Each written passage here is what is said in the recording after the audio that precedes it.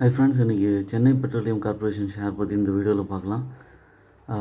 இவங்க இந்தியாவில் இருக்கிற லீடிங் பெட்ரோலியம் கம்பெனி. 687 rupees இருக்குது. ஆனால் Q1 ரிசல்ட்ஸ் ரெவன்யூ 8.2% டவுன் ஆகி 18,000 கோடியில் இருக்குது. இந்த கம்பெனி பார்த்திங்கன்னா திடீர்னு ரெவன்யூ டிப் ஆகும், அதுக்கப்புறம் இன்க்ரீஸ் ஆகும். அதுதான் இந்த பேட்டர்ன் பார்த்துருப்பீங்க. அக்டோபர்லலாம் பார்த்திங்கன்னா அந்தளவுக்கு பர்ஃபார்மன்ஸ் இல்லை, இறங்கிடுச்சு. ஆனால் மார்ச்லேருந்து 450 ரூபா ரேஞ்சில் இருந்தது, திரும்ப ரிவர்ஸில் எடுத்து 800 rupees வரைக்கும் போயிருக்கு. இது லாங் டேர்ம்க்கு ஏற்ற ஸ்டாக்கு.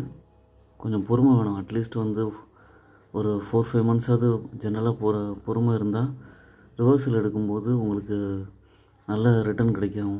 300 to 400 rupees இன்க்ரீஸ் ஆகி உங்களுக்கு நல்ல ரிட்டர்னை கொடுக்கும்.